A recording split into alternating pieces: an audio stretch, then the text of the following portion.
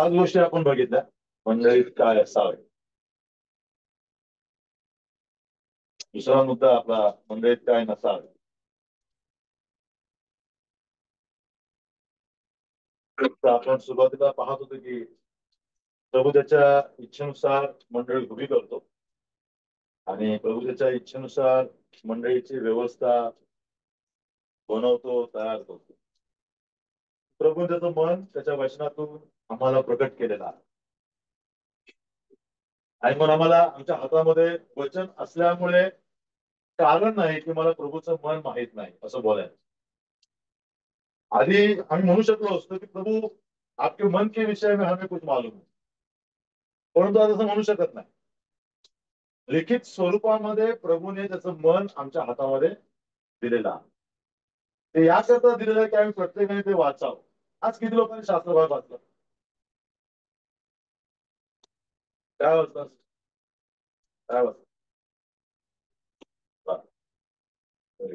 इथे कोणी वाचलं काय?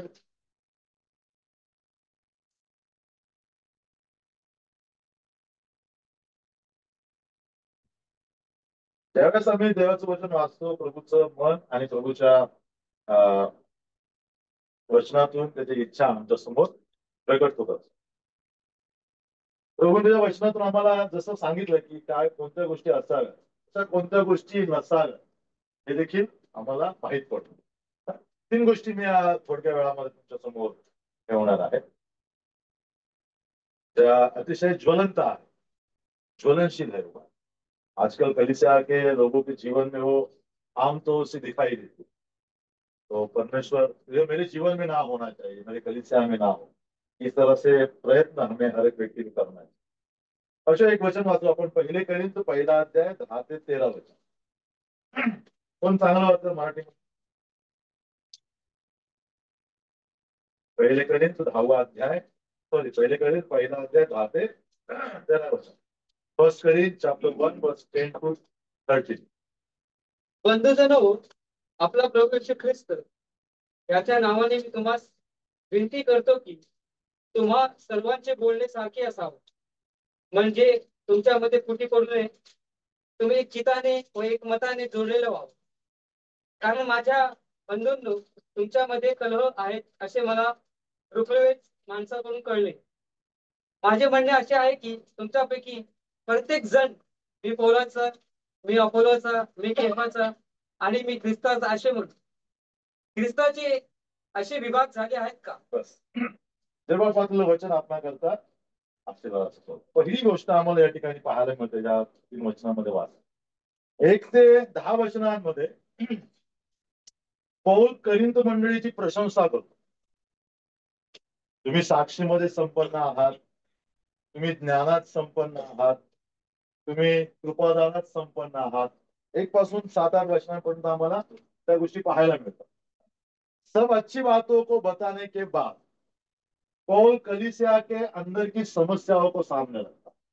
हा एक चांगला मुद्दा पौल आम्हाला शिकवतो. पहिले चांगल्या गोष्टी सांगायच्या आणि मग के जीवन की समस्याओं को बताना. जो लोग सिखाना चाहते हैं कलीसिया, प्रचारक हो, शिक्षक हो, उनके लिए एक नमुना है. लोकांना चांगलं सांगा आणि नंतर त्यांच्या जीवनातील उणिवा सांगा. तर पौल या ठिकाणी ती गोष्ट करत आहे आणि पौलाने पहिली प्रशंसा केली मंडळीची, करिंथ मंडळीची. तुम्ही देवाच्या ठाई असलेली मंडळी आहे वगैरे वगैरे. आणि मग तो आता सांगत आहे की तुमच्यामध्ये फुटी पडू नये, तुमच्यामध्ये कलह नसावे, तुमच्यामध्ये विभाग नसावे, डिव्हिजन्स नसावे.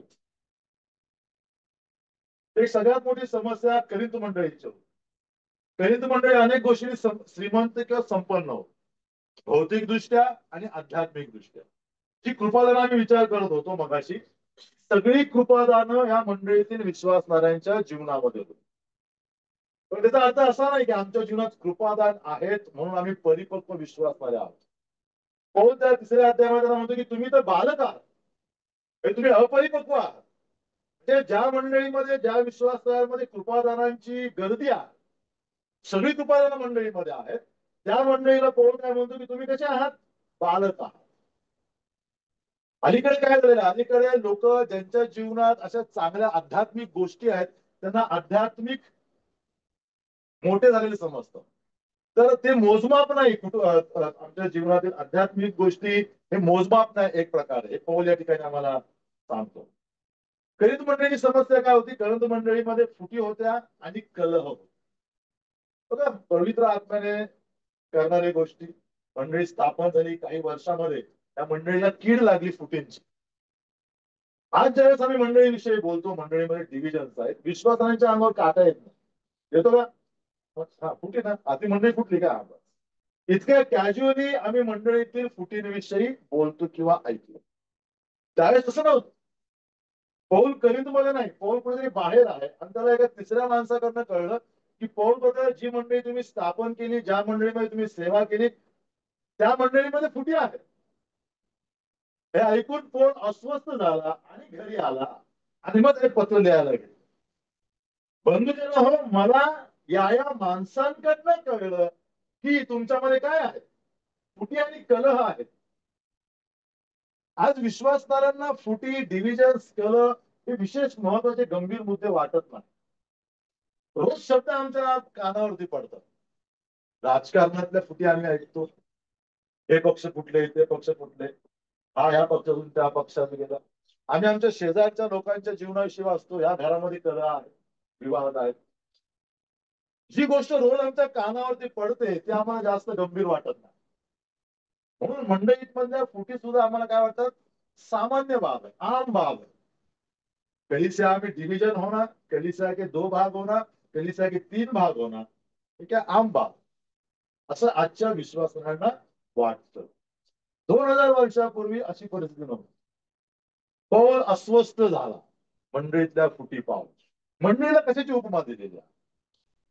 जसं देवाचं मंदिर, देवाचं घर, जसं देवाचं शरीर म्हणून उपमा दिली आहे मंडळी.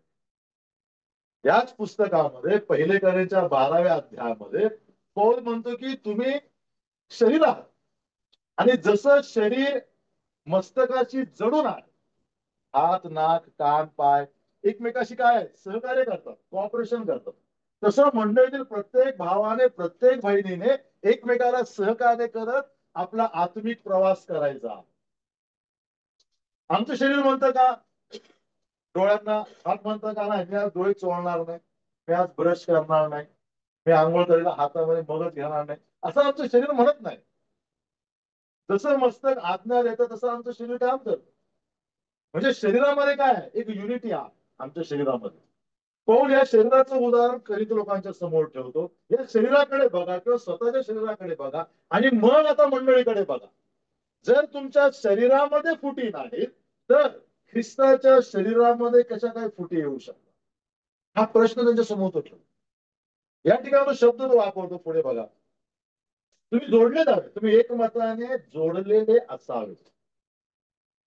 पौलाने जो ग्रीक शब्द वापरलेला आहे जोडल्याकरता, ते ऑर्थोपेडिक डॉक्टर फ्रॅक्चर जोडताना ते वापरतात, तो शब्द वापरलेला. म्हणजे जसं डॉक्टर फ्रॅक्चर जोडतो तसे तुम्ही काय व्हा, असे जोडले जावा जणू काय फ्रॅक्चर नाहीच आहे बॉडीत, असे एक वापर. आमच्या शरीरामध्ये फ्रॅक्चर खूप वेदनादायी असते. अतिशय म्हणजे केसा एवढा जरी फ्रॅक्चर असेल तरी तो वेदना देतो आमच्या शरीरात. आम्ही लगेच त्याच्यावरती उपचार करतो, एक्सरे काढतो, डॉक्टरकडे जातो, हात सुचतो आमचा, पाय सुचतो, काय झालं? डॉक्टर सांगतात काय आहे? मोठं फ्रॅक्चर आहे. ते छोटं फ्रॅक्चर आहे, तुम्हाला काहीतरी औषध घ्यावे लागतील, तुम्हाला प्लास्टर करावं लागेल, बांधावं लागेल. आणि चाल ढकल करत नाही, कारण इतक्या वेदना असतात. ते छोटासा क्रॅक गेलेला आहे आमच्या हाडांना कुठेतरी. मोठा फ्रॅक्चर असेल तर मनुष्य अनेक दिवस खाटेवरती पडतो, पण आम्ही तो ठेवत नाही तसाच फ्रॅक्चर. 4-5 लोकांना मदतीला बोलवतो, प्लास्टर करतो, उपचार घेतो, मसाज घेतो, औषधं घेतो, लवकर वेदना कमी होतात. परंतु ज्यावेळेस ख्रिस्ताच्या शरीरामध्ये फ्रॅक्चर होतो, नात्यामध्ये अनेक वर्ष विश्वासणारे त्याच्यावरती कारवाई करतो. कई साल तक उस फ्रैक्चर को देखते नहीं है. उस फ्रैक्चर का दर्द हमें नहीं होता शायद, लेकिन प्रभु यीशु मसीह को कलीसिया के फ्रैक्चर का बहुत दर्द होता है. देवाला आवडत नाही मंडळीमधल्या फुटी. कधी माझ्यामुळे पडलेली असो, दुसऱ्या बंधूमुळे पडलेली असो. देवाचं वचन सांगतं आम्हाला प्रयत्न केले पाहिजे ते फ्रॅक्चर जोडण्याचा, यथाशक्ती प्रयत्न केले पाहिजे. कारण जरी मला त्याच्या वेदना जाणवत नसल्या, मंडळीचा अवयव असूनही शारीरिक वेदना जाणवत नाही, परंतु प्रभूला त्याच्या वेदना तीव्रतेने जाणवतात. बघा आम्ही या ठिकाणी बसलेलो आहोत, काही लोक गेली 27 वर्ष बसले असते, काही लोक गेली 2-4 वर्षापासून आले असतील. मी मंडळी करता कशा प्रकारचं योगदान देता, मी जडलेला आहे का मंडळी? चांगली गोष्ट आहे आमच्या मंडळीमध्ये फुटी नाहीत, कलह नाही, परंतु या पृथ्वीवर कुठलीच मंडळी परिपूर्ण नाही. जिथे मंडळी आहे त्या ठिकाणी सैतानाचं समांतर काम सुरू असतं. म्हणून आपली अंतःकरणे तपासा, आपली मने तपासा. असं काही बीज, असे काही विचार सैतान आमच्या अंतःकरणात रुजवत आहे का, ज्याच्यामुळे मी ख्रिस्ताच्या शरीराला वेदना देणारा ठरेल? मी तो नसावा किंवा माझ्याबरोबरचा भाऊ देखील तो नसावा, ही प्रत्येकाची धारणा असणं आवश्यक. आज हा विचार लोप पावत चाललेला आहे, त्यामुळे अनेक मंडळांमध्ये समस्या निर्माण झालेल्या. जितके आम्ही वर्ष वाढत जातात आमची मंडळांची, तितकी जबाबदारी आमच्यावरती गंभीरपणे येतात. येणाऱ्या जनरेशनला मंडळीचं गांभीर्य, मंडळीची युनिटी तितक्या तीव्रतेने जाणवेलच असं नाही.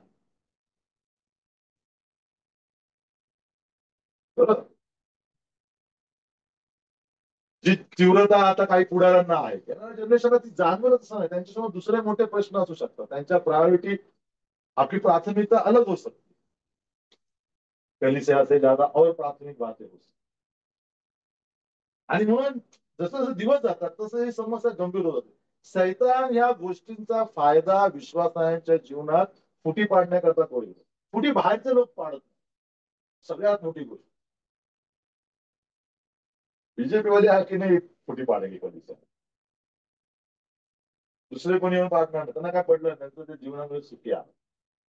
फुटी आमचेच लोक पाडतील. आणि म्हणून सगळ्यात मुद्दा महत्वाचा, मंडळीमध्ये फुटी नसावी. फिजिकल, वैचारिक किंवा हिडन. काही लोकांमध्ये गुप्त फुटी आहे. म्हणजे बदलने मला बोलवलं म्हणून बदलच्या मंडळीचा मी सदस्य म्हणून मी येतो नाही, माझं पटत नाही बरोबर, पण मी दाखवत नाही, भाकर म्हणून जाणार. अशा अनेक मंडळी चाललेल्या आहेत. हिडन फुटी आहेत, जगाला दिसायला एक, परंतु आतमध्ये क्रॅक गेलेले आहे. माझं काम एकच आहे, एक तर मी बंधू बरोबर समेट करून घेणे, सगळे गोष्टी मिटवणे. कोणाकरता? मंडळी करता. कारण ज्या मंडळी करता ख्रिस्ताने रक्त सांडलेलं आहे, त्याकरता मला काही सॅक्रिफाईस करावं लागेल, करायला तयार पाहिजे. आता अनेकदा आमचे अहंकार, आमच्या प्रतिष्ठा आडव्या येतात या गोष्टी, आणि मग इच्छा नसूनही मंडळातील एकतेला तडा जातो. दलित मंडळीमध्ये अनेक लोकांचे अहंकार आडवे आहेत. कोणी फुटी जोड़ा करता तैयार, कोई तैयार नहीं एक दूसरे के साथ मेल मिलाप करने. इसलिए अभ्यासकों ने से दलित कलिसिया को एक उपमा दी, फाटलेली चादर. आहे की घरात आमच्या फाटलेली चादर? काय नाही ठेवली? काय नहीं ठेवली फाटलेली चादर? कुछ लाभ नहीं, फटी हुई चादर का कुछ लाभ है? मच्छरांपासून सुरक्षा नाही, थंडी वाऱ्यापासून सुरक्षा नाही. फिर फटी हुई चादर के समान अगर कलिसिया, क्या परमेश्वर को लाभ?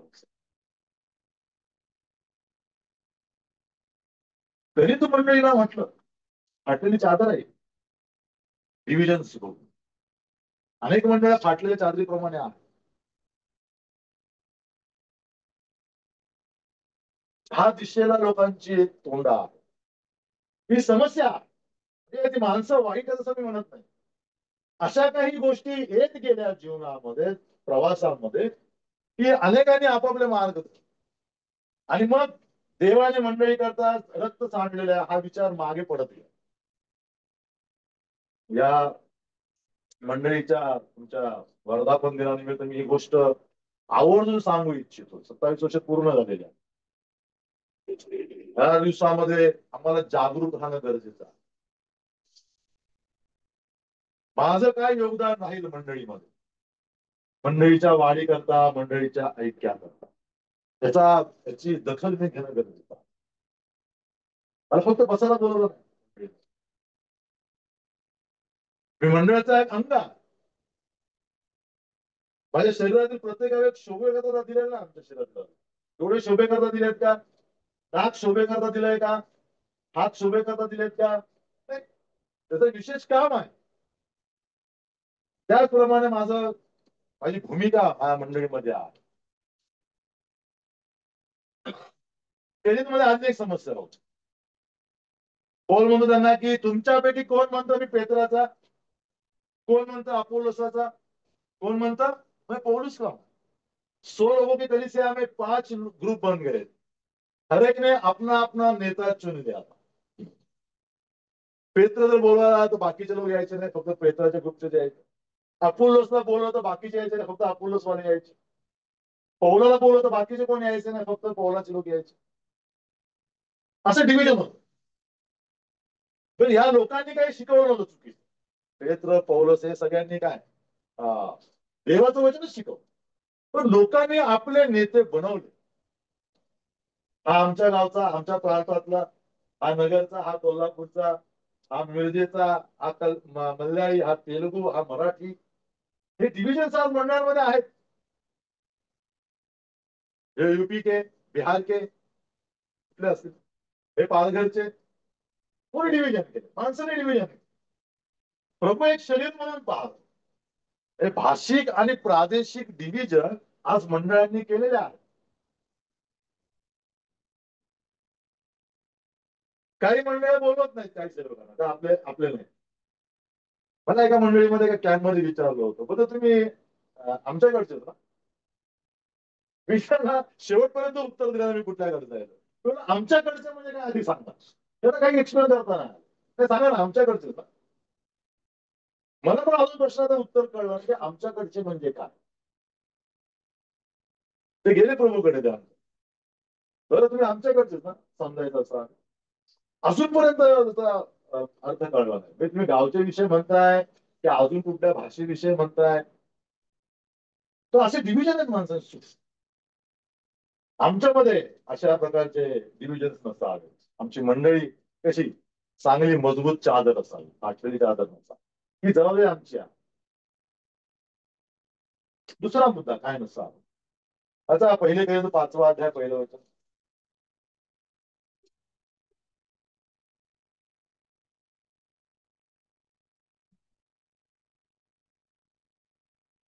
पहिले काही 5:1. मला अशी खबर मिळाली आहे की तुमच्यामध्ये प्रत्यक्ष जार कर्म चालू आहे, आणि असले जार कर्म की जे परराष्ट्रीयांमध्ये देखील आढळत नाही. अजून एक वचन, पहिले थेसलोनिकराचे पत्र 4था अध्याय 3रं वचन. पहिले थेसलोनिकराचे पत्र, फर्स्ट थेसलोनी चॅप्टर 4:3. कारण देवाची इच्छा ही आहे की तुमचे पवित्रीकरण व्हावे, म्हणजे तुम्ही जार कर्मापासून स्वतःला अलिप्त ठेवावे. अजून एक वचन, 7वं वचन, फर्स्ट थेसलोनी 4:7.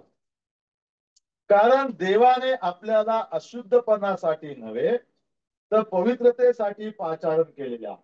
देवा परमेश्वर ने हमको किस लिए बुलाया है? अशुद्धता के लिए नहीं, पवित्रता के लिए. इब्रियों का पत्र, इब्रानियों की पत्री 13वां अध्याय और 4था वचन. हिब्रू चॅप्टर 13 वर्स 4. लग्न सर्वस्वी आदरणीय असावे, अंथरूण निर्दोष असावे. जारकर्मी व व्यभिचारी यांचा न्याय देव करील. बघा, 2000 वर्षापूर्वी पौल ज्यावेळेस पत्र लिहितो त्यावेळेस आजच्या समस्यांना लिहितो. नक्कीच आजच्या इतक्या समस्या त्यावेळेस गंभीर नव्हत्या. 2000 वर्षापूर्वीच्या सोसायटीकडे जो पौल पाहतो, परंतु ज्यावेळेस पौलाने ही समस्या पाहिली, अनैतिकता पाहिली, त्यावेळेस पौलाला खूप मोठी वेदना झाली आणि एक मोठा धोका झाला. पौल म्हणतो की जर ही समस्या अशीच कायम राहिली मंडळीमध्ये, विश्वासणाऱ्यांमध्ये, तर भविष्यातील मंडळ्या कचरा कुंडीप्रमाणे होत. त्याला मंडळी म्हणता येणार नाही, कारण ज्या प्रभूने ही मंडळी निर्माण केली त्या मंडळीमध्ये जी गोष्ट असणे ही भयंकर गोष्ट आहे. आणि म्हणून पौलाने वारंवार हा शब्द वापरलेला आहे. अतिशय मोकळेपणाने पौल लिहितो. कुठेही बंधन नाही त्या ठिकाणी. चार कर्म, व्यभिचार आणि विवाहाविषयीचं मार्गदर्शन एकदम स्पष्टपणे या ठिकाणी केलेला. दुसरा मुद्दा आमच्या मंडळीत नसावा, तो म्हणजे मंडळीमध्ये अनैतिकता नसावी. अनैतिक आचरण. अनैतिक आचरणामुळे इस्रायलचा पराभव झाला. इस्रायल अधोगतीला गेला, आध्यात्मिक दृष्ट्या, भौतिक दृष्टि, आत्मिक तौर पर और भौतिक स्तर पर इसराइल पीछे आ गया. क्यों? इस पाप के कारण. तीच गोष्ट मंडळीची आहे. ज्यावेळेस मंडळीमध्ये अनैतिकता विश्वासरांच्या जीवनात वाढीसा लागते, मंडळीची आध्यात्मिक प्रगती होत नाही, आत्मिक स्तर उंचावला जात. ते ख्रिस्तामध्ये वाढणे थांबतात, प्रतिमा डागाळली जातात. म्हणून पोटतिडकीने लिहितो, तुमच्यामध्ये काय नसावी, अनैतिकता नसावी. पौलाने अतिशय जोरदारपणे या गोष्टीचा निषेध केलेला. अनैतिक जीवन, ज्यावेळेस मंडळीमध्ये अनैतिक आचरण आहे, पहिले कधी 5वा अध्याय पहिल्या वचनात वाचतो, आणि मंडळीचे पुढारी ज्यावेळेस शांत बसल्यात त्यावेळेस मंडळीतला पौल दोष देतो, पुढाऱ्यांना दोष देतो. म्हणजे असं ख्रिस्ताच्या विरोधातलं आचरण तुम्ही कसं काय सहन करू शकता? तुम्ही का कारवाई केली नाही त्या व्यक्तीवर? तो व्यक्ती कसा काय तुमच्यामध्ये भाकत मोडतो? त्याला पत्र 3ऱ्या अध्यायात तो म्हणतो की ह्याच्या पंक्तीच बसून आहे. अनेक मुद्दे दिले त्या ठिकाणी. पैसे लंपास करणारा, खोटं बोलणारा, गॉसिप करणारा आणि असं अनैतिक काम करणारा या व्यक्तीच्या पंक्तीच बसून आहे. म्हणजे तुम्ही हा मुद्दा अतिशय सिरियस घ्या, पोलीस सांगतो आम्हाला या ठिकाणी. आता थेसलोनिकाची समस्या काय, करीची समस्या काय, तारणाच्या आधी मूर्तीपूजक होते. मूर्तीपूजक असल्यामुळे त्यांच्या जीवनात अनेक अनैतिक गोष्टी होत्या. विवाहाचं गांभीर्य नव्हतं थेसलोनिकामधील लोकांना. जर समजा एखाद्या घरी गेला, बंधूच्या एका मित्राच्या आणि जर वहिनी आढळली नाही, तो सरळ सांगायचा, भाभी किधर है? भाभी अपने दोस्त के साथ बाहर गई. भाभी आणि भाई नाही तर तुझे भाई किधर गया? भाई अपने दोस्त के साथ बाहर गया. म्हणजे इतकं मुक्त वातावरण होतं त्यावेळेस. त्यांना त्यात काय वाईट असं वाटत नव्हतं, ती जीवनशैली होती त्यांची. लग्नानंतरचे विवाह संबंध ही कॉमन गोष्ट आहे त्यांच्या, आजही कॉमन आहे. आता तुम्ही मोबाईल उठा, मी त्याशी बघितलं, अनैतिक विवाह संबंध कसे ठेवायचे याचं मार्गदर्शन करतो एक लेखिका. How to maintain extra marital affairs. तिला काय दुसरा विषय मिळाला नाही, तिथे शिकवलं आहे, मराठीमध्ये नाही ते. आणि सगळ्यात मोठा धोका, गावच्या मुलांना इंग्लिश येत नाही, मराठीमध्ये असतात, त्यांना वाटतं युट्यूबवरती आलं म्हणजे काहीतरी चांगला कोर्स आहे. विवाह पाहिजे कसे संबंध ठेवायचे, कुठे चाललंय बघा जग. पौलाने 2000 वर्षापूर्वी ही गोष्ट टाळली. पवित्र शास्त्रात विवाह अतिशय गंभीर मुद्दा आहे. देवा ख्रिस्त आणि मंडळीचं पवित्र नातं व्यक्त केलेलं आहे. पतीला ख्रिस्ताची जबाबदारी आणि पत्नीला मंडळीची जबाबदारी दिलेली आहे. हे शिकवतात विवाह संबंध कसे ठेवायचे. या सगळ्या प्रभावाने गाजलेली पिढी आमच्या मंडळीमध्ये बसते. म्हणजे आमची मुलं जेव्हा बाहेर जातात त्यावेळेस त्यांच्यावरती अनेक विचारांचा मारा होतो.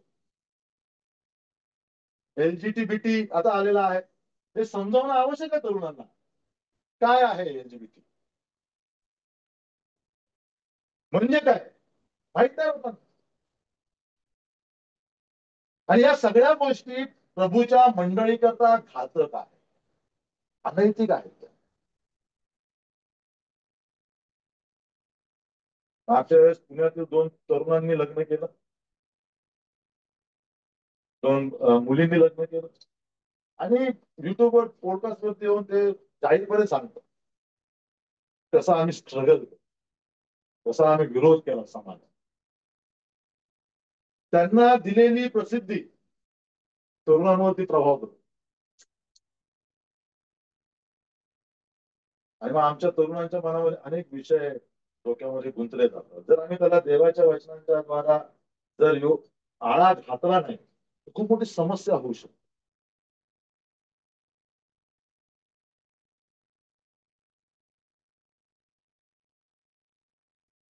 मला एक मागे एका सेवकाने म्हटलं, अनेक लोक मंडळातील विस्तरून या समस्येमध्ये अडकलेले आहेत. एलजीटीबीटी मध्ये मंडळामध्ये तरुणांची समस्या आहे.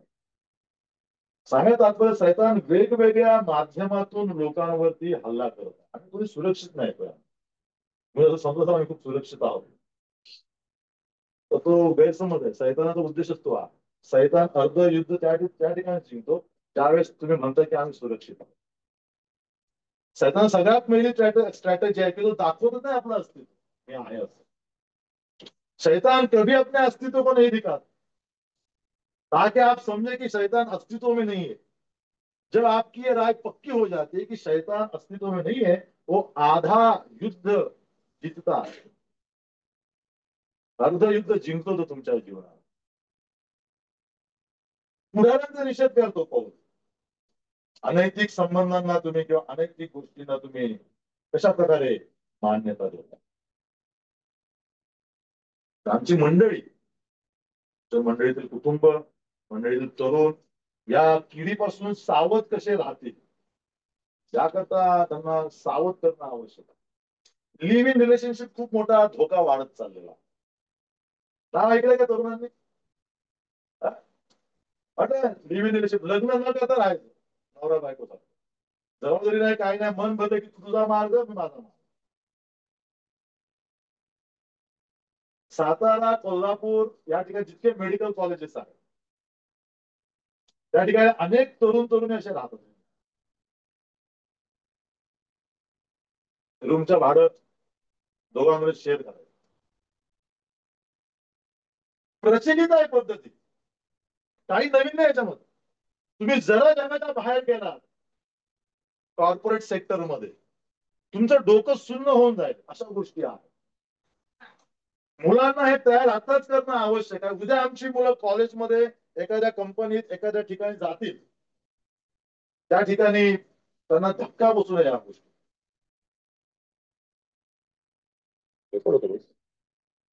दाखवायला युट्यूबवर.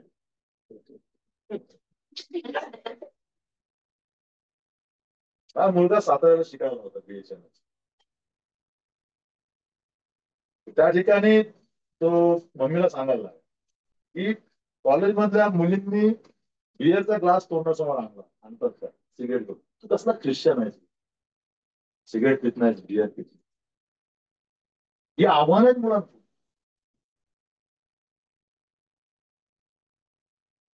आमची मुलं कशी टिकणार बाहेर जर आम्ही त्यांना तयार केलं नाही.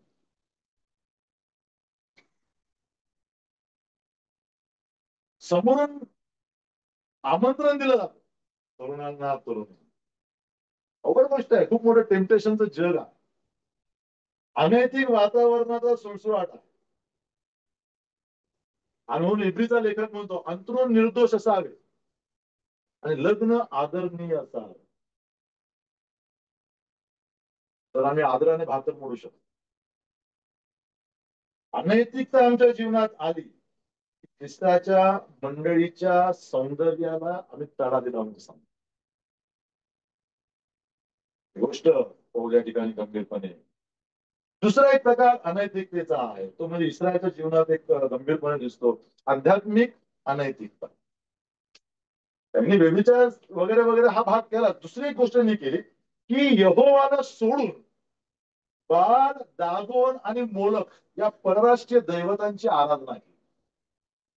त्या आराधनेला, अन्य देवतांच्या आराधनेला देखील बायबलने चार कर्म म्हटलेलं. यहोवा मी तुमचा पती आहे, तू माझी आराधना सोडून कोणाची आराधना करत आहेस? बाळची. हा मुद्दा विश्वासांच्या जीवनात पसरलेला आहे, तो दिसत नाही. ज्यावेळेस आम्ही प्रभू येशू ख्रिस्ताकडे पाठ करून जगातील साधनांची भक्ती करतो, ते आध्यात्मिक जारकर्म आहे. अनेकांच्या जीवनामध्ये ख्रिस्तापेक्षा जास्त प्रेम करिअरला आहे. करिअर दैवत बनलेला. बघा तुमच्या जीवनामध्ये करिअरला किती उंच स्थान आहे. एका ठिकाणी ख्रिस्त ओझं काय आहे? जास्त आहे. मी करिअर करता मारावयास तयार आहे, पण ख्रिस्ता करता जगावयास तयार नाही. ही आजच्या विश्वासांची अवस्था आहे. या स्टेजवर त्या विश्वास. करिअर एक दैवत बनलंय त्यांचं. पैसा ऑलरेडी दैवत आहे, प्रभूने म्हटलेला आहे. हा एक आध्यात्मिक जालकर्माचा किंवा व्यभिचाराचा प्रकार आहे. ज्यावेळेस विश्वास नाही, प्रभू येशू ख्रिस्तापेक्षा जगातील इतर गोष्टींना जास्त स्थान देतात. अनेक विश्वास आमच्या राजकारणामध्ये आहेत. त्या पक्षाचे प्रदेशाध्यक्ष आहेत, त्या पक्षाचे प्रदेशाध्यक्ष आहेत, त्यांचा सगळा वेळ पक्षाच्या कार्यालयात जातो. आध्यात्मिक जालकर्म आहे. अनेक विश्वास आहे वर्कोहोलिक आहे, 16, 17, 18 तास काम करतात. कधी कधी मंडळीमध्ये येतात, कधी कधी प्रभू करता उपलब्ध होतं. आध्यात्मिक जालकर्म आहे. अनेक विश्वास नाही पैसा कमवू नका असं प्रभूने सांगितलं नाही. पैसा खूप गरजेचा आहे आमच्याकडे, परंतु अनेकांनी आपलं संपूर्ण जीवन, संपूर्ण वेळ, ऊर्जा पैसा कमवण्याकरता गुंतवलेला. जसा ऊसाच्या त्या मशीनमध्ये ऊस टाकतो ना आपण, किती वेळा तो ऊस काढणार, टाकतो काढून बाहेर. आम्हाला जाय बस, आता जे उरलाय तो देलच नाही, तो अजून येणं टाक. तसं जग विश्वासणाऱ्यांना शोषून घेतं. विश्वासणाऱ्या मंडळीमध्ये येतात, प्रभूची आराधना करण्याकरता त्यांच्याकडे काही नसतं आध्यात्मिक. सगळी ऊर्जा जगाने घेतलेली आहे खेचून. कुठे तुम्ही प्रभूची आराधना करा?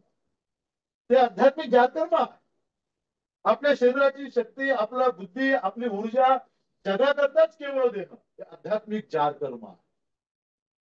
हे जातकर्म आमच्या जीवनात आहे. मंडळीमध्ये अशी अनैतिकता प्रभूला मान्य नाही. ख्रिस्ती आई वडील मुलांना डॉक्टर चांगले बनवतात, इंजिनियर चांगले बनवतात, चांगले आराधक बनवत नाही. 10वी पास झाल्यानंतर ग्रॅज्युएट होईपर्यंत, त्याच्यानंतरचे त्यांचे कोर्सेस होईपर्यंत जवळजवळ 8-9 वर्षाचा जो कालावधी आहे, मी अशा तरुणांना जवळून बघितलेलं आहे. ते मंडळीमध्येच नाही.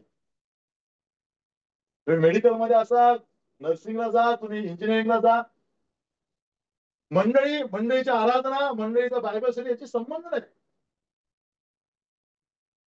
अचानक ते मंडळीमध्ये कोट घालण्यात आम्ही डॉक्टर झालो, इंजिनियर झालो, उपकासुदी करतात. मागील 8 वर्ष त्यांचा भूतकाळ अतिशय भयंकर आहे. आपलं सगळं जीवन त्यांनी करिअर करता, त्या पेशा करता दिलेला. चांगले आराधक ते बनू शकले नाही. आध्यात्मिक जालकर्म. प्रभूने दिलेली संतती, प्रभूचं काय, प्रभूच्या अधिकारामधली प्रभूची संतती आहे. आणि प्रत्येक आई बापाचं हे कर्तव्य आहे की त्यांनी ती संतती देवाच्या गौरवाकरता उपयोगी आहे. आता असं नाही की आम्ही करिअर करू नये, परंतु हा बॅलन्स आम्ही कसा ठेवायचा हे प्रभूला विचारणं आवश्यक. बघा आमच्या जीवनामध्ये आमची शक्ती, आमचा वेळ, आमची बुद्धी, आमचा पैसा ख्रिस्तापेक्षा जास्त इतर गोष्टींना खर्च होतो. जर हा उत्तर असेल तर आध्यात्मिक जालकर्म. जिथे ख्रिस्ताला दुय्यम स्थान, जालकर्म झालं. ज्यावेळेस स्त्री आपल्या पतीला दुय्यम स्थान देते, जालकर्म झालं.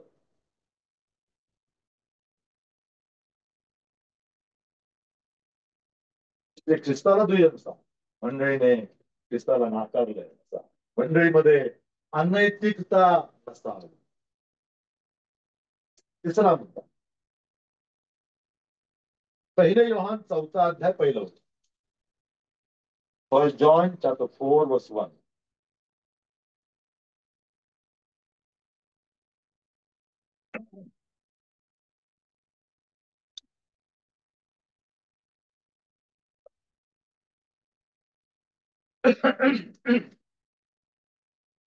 प्रियजन हो, प्रत्येक आत्म्याचा विश्वास धरू नका, तर ते आत्मे देवापासून आहेत किंवा नाहीत याविषयी त्यांची परीक्षा करा. प्रत्येक आत्म्याचा विश्वास धरू नका, तर ते आत्मे देवापासून आहेत किंवा नाहीत याविषयी त्यांची परीक्षा. प्रेषित योहान, याकोब, पेत्र, पौल या सगळ्यांनी आपल्या पत्रातून हा मुद्दा समोर ठेवलाय, खोट्या शिक्षकांविरुद्ध. बघा, सैतानाचं काम किती सामर्थ्याने चालतं. कोण होते त्या काळात? पौलासारखा व्यक्ती होता. प्रेषित योहान, पेत्र, जो फक्त बोलला नासोरे येशू ख्रिस्ताच्या नावाने चालू लाग, आणि तो जन्माने पांगळा व्यक्ती चालू लागला. असे सामर्थ्याने भरलेले प्रचारक असताना खोटं शिक्षण चालू होतं. पण दुर्लक्ष करू शकत नाही खोटं शिक्षणाला. पौलासारखा मोठा वक्ता, त्याच्याविषयी असं म्हणलं की त्याने ग्रीक आणि तिकडच्या लोकांची उलथापालथ केली. ते असताना मंडळीमध्ये खोटं शिक्षण होतं. तुम्ही आणि मी कोण आहे? आम्ही काहीच नाही. तिसरा मुद्दा, पौल देवाचं वचन सांगितलं की मंडळीमध्ये अन्य शिक्षण नसावं, खोटं शिक्षण नसावं. आमचा प्रयत्न राहिला पाहिजे. 2000 वर्षापूर्वीच्या ज्या मंडळाला, त्या मंडळांना सैतानाने छळलं, पर्सिक्यूट केलं. आताच्या मंडळांना छळत नाही, कमी छळतो. पण काय करतो? तो मंडळांना निरुपयोगी बनवतो, युजलेस करतो. विश्वासणाऱ्यांना युजलेस बनवतो.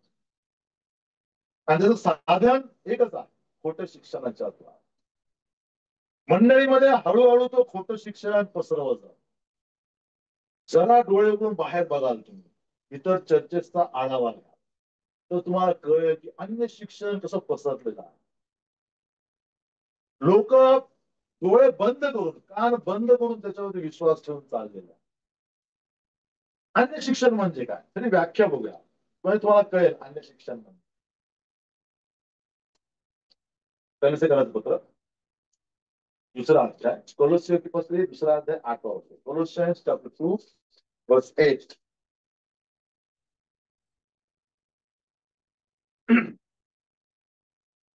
ख्रिस्ताप्रमाणे नसलेले, तर माणसांच्या संप्रदायाप्रमाणे, जगाच्या प्राथमिक शिक्षणाप्रमाणे असलेले तत्वज्ञान व पोकळ भूलताबा यांच्या योगाने तुम्हाला कोणी ताब्यात घेऊन जाऊ नये म्हणून लक्ष द्या. एक छोटी व्याख्या या ठिकाणी पौलाने दिलेली आहे. काय अन्य शिक्षण म्हणजे? जे शिक्षण ख्रिस्ताप्रमाणे ना,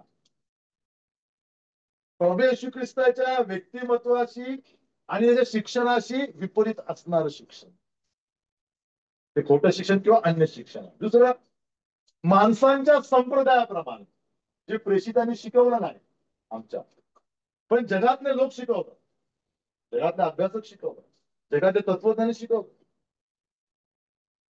त्यांचं शिक्षण ज्यावेळेस प्रेषितांच्या, प्रभू येशू ख्रिस्ताच्या शिक्षणाशी मेळ खात नाही, ते शिक्षण अन्य शिक्षण. त्याकरता मला माझं बायबल वाचणं आवश्यक आहे. त्याकरता मला माझ्या वचनांचा आज्ञापालन करणं आवश्यक. जर मला माहित नाही माझ्या शास्त्रामध्ये प्रभूने काय दिलेलं आहे, मला कळणार नाही समोरचा बंधू मला खोटं शिक्षण देत आहे की चुकीचं चांगलं शिक्षण देत. गलतीच्या मंडळांमध्ये समस्या निर्माण झाली.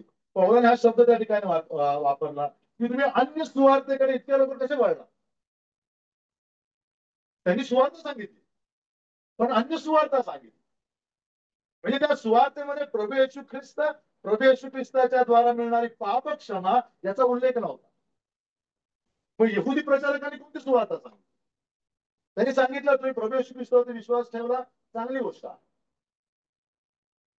तुमच्या आत्मिक वाढी करता केवळ बाप्तिस्मा उपयोगाचा नाही, मग तुम्हाला सुनता करून घ्यावी लागेल, यहुदी धर्माचं पालन करावं लागेल, तुम्हाला वल्हांडण सण साजरा करावा लागेल,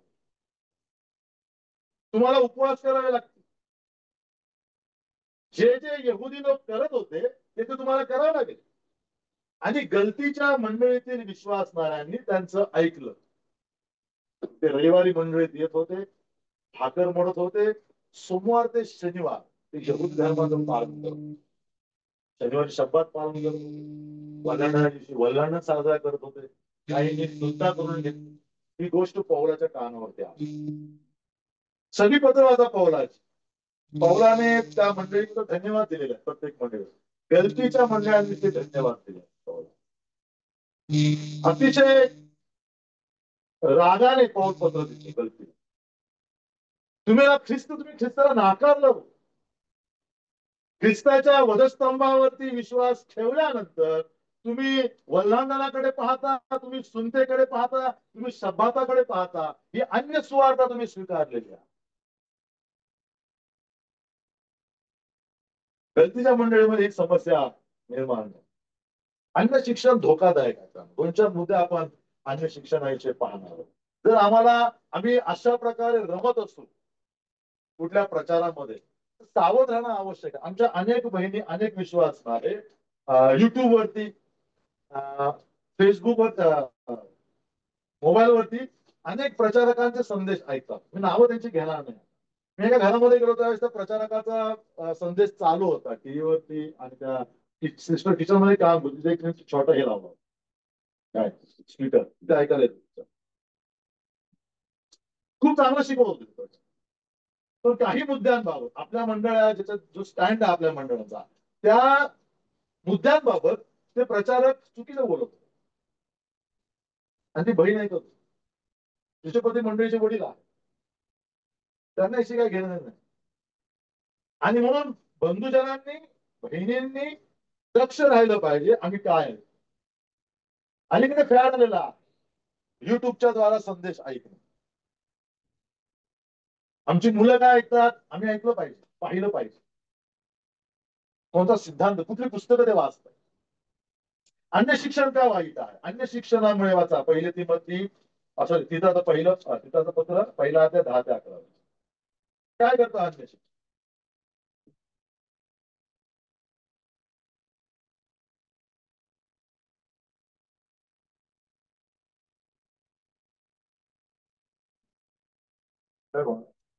एकदा कारण अनावर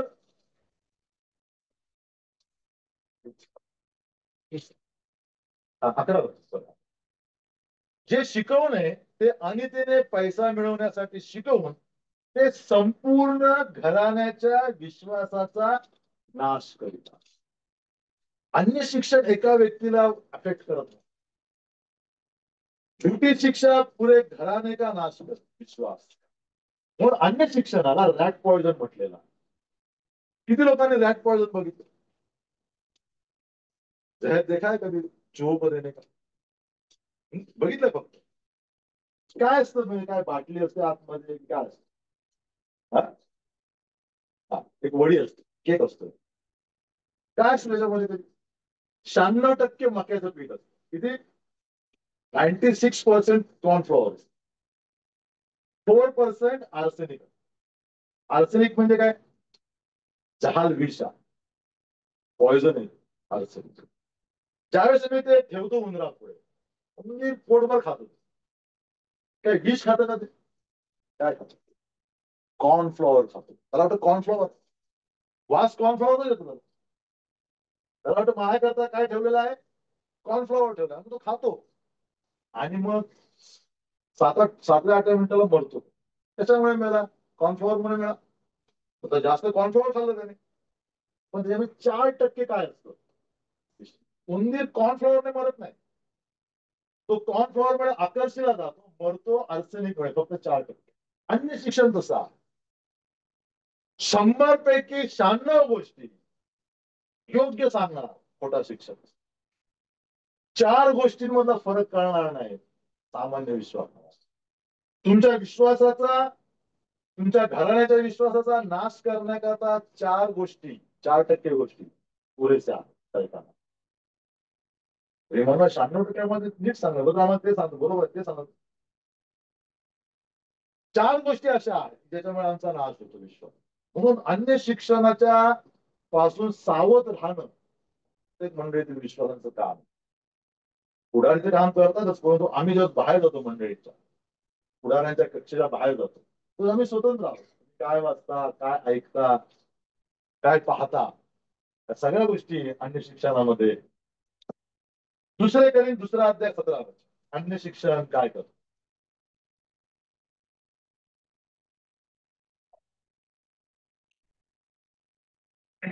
पुष्कळ लोक देवाच्या वचनाची भेसळ करून ते बिघडवून टाकतात. आम्ही त्यांच्यासारखे नाही, तर जसे सात्विकपणे व देवाच्या द्वारे बोलावे तसे आम्ही देवासमक्ष ख्रिस्ताठाई बोलणारे आहोत. वचनांची भेसळ करतात आणि बिघडवून टाकतात. भेसळ शब्द ऐकला आम्ही सगळ्यांनी. दुधाची भेसळ म्हणजे काय? दुधामध्ये पाणी कशी काय भेसळ, काय प्रॉब्लेम झाला पाणी भरलं टाकल्याने? हा म्हणजे पैसे दुधाचे निघत होते 1 लिटर, पण 250 ग्रॅम त्यामध्ये काय आहे? पाणी आहे. अन्नाच्या भेसळीमध्ये काय होतं? तुपाच्या भेसळीमध्ये, चीजच्या भेसळीमध्ये, खव्याच्या भेसळीमध्ये खव्यासारखा दिसणारा पदार्थ टाकला जातो. त्याच्यामुळे खव्याचे गुणधर्म नसतात, त्याच्यामुळे खव्याचे विटॅमिन्स नसतात, खव्यामध्ये असणारे पोषक द्रव्य त्यामध्ये नसतात, फक्त ते वजन वाढवतं. ते छोटासा भाग त्या मोठ्या खव्याचं सगळं सत्व घालवून टाकतो. प्लास्टिकचा कोबी आलाय तुम्ही बघितलं असेल. डुप्लिकेट अंडी आलेत मार्केटमध्ये, डुप्लिकेट गहू आलेले आहेत, डुप्लिकेट चायनाचे तांदूळ आलेले आहेत. खाल्ल्यावरती तांदूळच खाल्ल्याला वाटतो, परंतु जे तांदळापासून ऊर्जा मिळते, जे काही तांदळापासून पोषक द्रव्य मिळतात शरीराला, ते त्यापासून मिळत नाही. नुकसान होतं. ती आहे भेसळ. ज्यावेळेस अन्य शिक्षक वचन शिकवतात ते काय म्हणतो, पौल म्हणतो की ते वचनांची भेसळ करतात. म्हणजे शुद्ध वचन ज्यावेळेस विश्वासांपर्यंत जातं, शुद्ध वचन ग्रहण केल्यावरती वचन विश्वासाच्या जीवनात काम करतं. पण भेसळयुक्त वचन, वचनाबरोबर इतर काही गोष्टी सांगितल्याने जो परिणाम विश्वासणाऱ्यांच्या अंतःकरणावर व्हायला पाहिजे तो होत नाही. तुम्ही बघा ज्या ठिकाणी खोटं शिक्षण आहे त्या ठिकाणी माणसं भरपूर आहेत, 100, 200, 500 लोक आहेत, परंतु त्यांच्या जीवनामध्ये सत्व नाही. ते वास्तविक ख्रिस्ता करतात, ख्रिस्ताच्या राज्याकरता काही करणार नसतं. सगळ्यात मोठी समस्या त्यांची. अन्य शिक्षण वचनांची भेसळ करतात. दुसरी गोष्ट, पहिले तिमोथी पहिला अध्याय, ऐकणाऱ्यांचे नुकसान. देवाचं वचन ऐकणाऱ्याचं नुकसान तरी होत नाही, पण अन्य शिक्षण ऐकणाऱ्याचं काय होतं? नुकसान.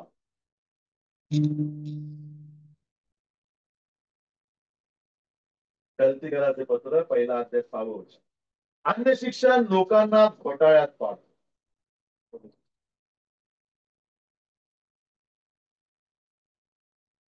घोटाळ्यात पडले कधी तुम्ही? घोटाळ्यात पडणे म्हणजे कधी अनुभव आलाय का? अन्य शिक्षणाचा परिणाम विश्वासणाऱ्यांच्या जीवनामध्ये होतो. सुचत नाही काय करायचं. अनेक बाहेर संस्था आहेत ज्या तुम्हाला घोटाळ्यात पाहतील. Jehovah witness, Christian science, Mormons, Korean missionary नवीन आले होता. ते वरची एरुश्लेम खालची एरुश्लेम याविषयी तुम्हाला शिकवलं आणि घोटाळ्यात पाडतात. आमच्या वसईमध्ये नारासुपारामध्ये ते लोक फिरतात, चर्चच्या बाहेर उभे राहतात आणि बहिणी किंवा तरुण आले की त्यांना बाजूला घेतात. आम्ही तुमच्याकडे येतो, आम्ही जे शिकवणार तुमच्या बाळात शिकवत नाहीत, शिकवणारच नाही. असा एक खूप आत्मविश्वास त्यांना बोलतो. जे नवीन लोक असतात त्या उत्सुकतेपैकी बोलवतात त्या, आणि मग खूप मोठा घोटाळा त्यांच्या जीवनात होतो. खूप मनस्ताप ते देतात व्यक्तीला. तर ते घोटाळ्यात पडणारं शिक्षण आजही बाप्तिस्म्याविषयी, तारणाविषयी, प्रभूच्या आगमनाविषयी, मंडळी उचलल्या जाण्याविषयी अनेक चुकीच्या कल्पना विश्वासामध्ये आहेत. आम्ही विचारतो मंडळीमध्ये, तारण किती लोकांना झालं, ते बाप्तिस्मा झाला म्हणून हात वर झाला. त्या दोन वेगळ्या गोष्टी आहेत. आमच्या मंडळीत अनेक लोक बाप्तिस्म्याच्या द्वारे तारण असं शिकवत आहेत, शिकवलं अनेकांनी. त्यावेळी काही लोक आज सेवा पण करत नाही, तो भाग वेगळा. म्हणजे मंडळातील विश्वासणाऱ्यांनाच खात्री नाही काही शिक्षण आहे आमचं. तुम्हाला खात्री नाही आई वडिलांना, मुलांची अवस्था काय होणार. गंभीर मुद्दे आहेत तारण आणि बाप्तिस्मा, प्रभुभोजन, या सगळ्या बाबत अनेक मंडळातील विश्वास असणारे, बहुतांश विश्वास आहे अंधकारामध्ये आहे, चुकीच्या मुद्द्यामध्ये अडकले,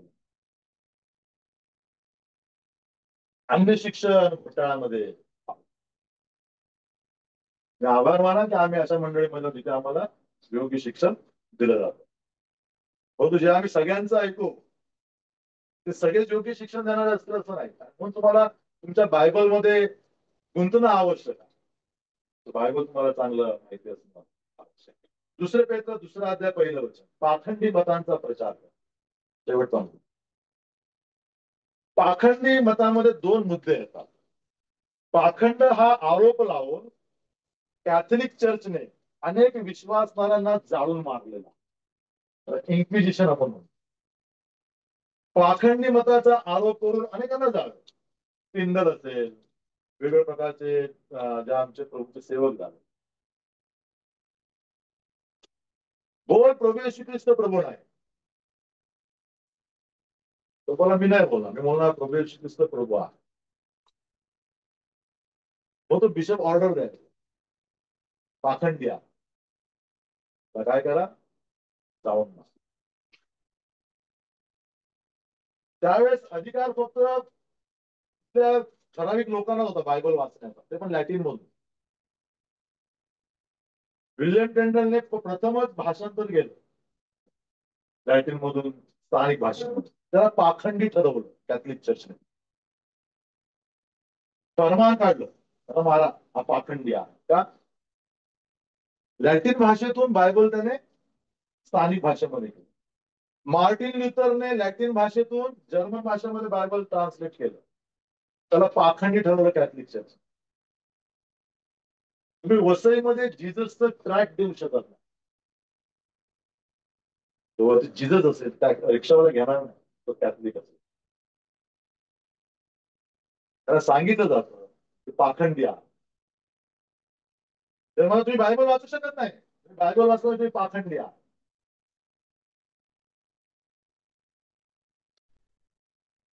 पाखंडी मतांचा विचार प्रसार करतो खोटं शिक्षण. पाखंडी मतामध्ये कोणत्या गोष्टी मोडतात? पहिली गोष्ट, ते सत्य नाकारतात. यहूदाचं पत्र पहिला अध्याय 4थं वचन. पवित्र शास्त्रामधील बेसिक सत्य हे लोक नाकारतात. प्रभू येशू ख्रिस्ताचं देहधारण ते नाकारतात, प्रभू येशू ख्रिस्ताचं मनुष्यत्व ते नाकारतात, प्रभू येशू ख्रिस्ताचं ईश्वरत्व ते नाकारतात, प्रभू येशू ख्रिस्ताचं मरण नाकारतात, प्रभू येशू ख्रिस्ताचं पुनरुत्थान नाकारतात, प्रभू येशू ख्रिस्ताचं द्वितीय आगमन नाकारतात.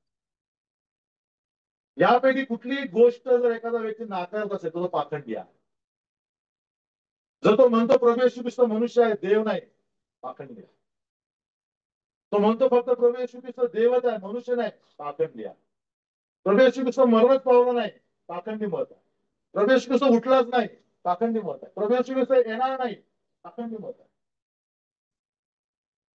अन्य शिक्षण अशा अनेक गोष्टींचा प्रचार, बेसिक ट्रुथ नाकारतो पवित्र शास्त्र. खोट्या शिक्षकांचा उद्देश तो आहे की या खोट्या शिक्षकाने भरावं. दुसरी गोष्ट महत्वाची, ते ख्रिस्ताचं स्वामित्व नाकार. प्रभू येशू ख्रिस्त प्रभू नाही, पाखंडी मताचे लोक सांगतात.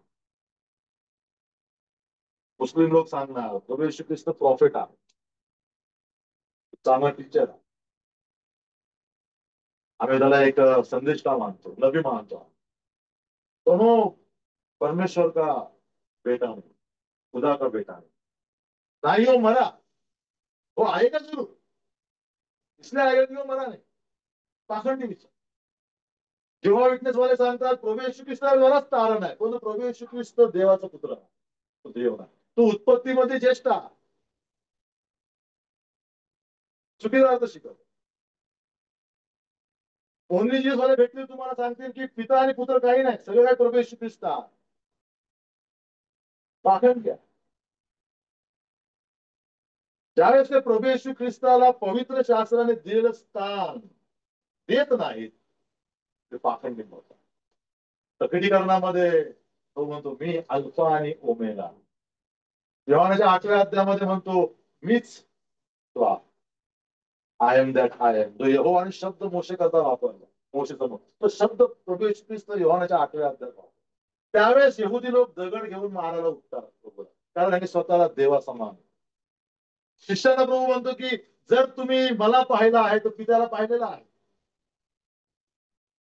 प्रभू येशू ख्रिस्त देव आहे, तो सनातन पुत्र, तो सनातन शब्द, तो निर्माण करता, तो या सृष्टीला चालवणारा. खोटं शिक्षण या सगळ्या सत्यांना नाकार. अनुभव घेतला तुझ्या मैत्रिणी करणे, म्हणजे या तरुण लहान मुलांपर्यंत देखील हे शिक्षण सैतानाने पसरवत चाललेलं. प्रभू येशू ख्रिस्त तुमचा देव कसा? देव नाही, तो माणूस आहे. आमच्या मंडळीमध्ये अन्य शिक्षण नसावं. 3 गोष्टी आम्ही पाहिल्या. पहिली गोष्ट काय नसावं? खोटी नसावं. दुसरी गोष्ट अनैतिकता नसावं. बघा आपलं जीवन अनैतिक गोष्टींनी विचाराने भरलेलं आहे. सगळ्यात राग असणारा मुद्दा प्रभूला अनैतिक आचरण. जर असेल तर पश्चाताप करून मागे येणं आवश्यक आहे. अनैतिक आचरण ठेवून जर आम्ही भाकर मोडतो, भाकरीला स्पर्श करतो, खूप मोठा अपमान प्रभूच्या देहात होतो, सोडणार नाही तो. तिसरी गोष्ट तुमच्या जीवनात अन्य शिक्षण. आम्ही घरात रॅक वॉजन ठेवतो, पण अतिशय कोपऱ्यात ठेवतो.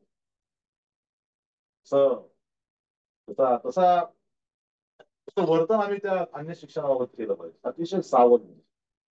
आणि या दिवसात प्रभू तुम्हाला आणि मला सहाय्य करू.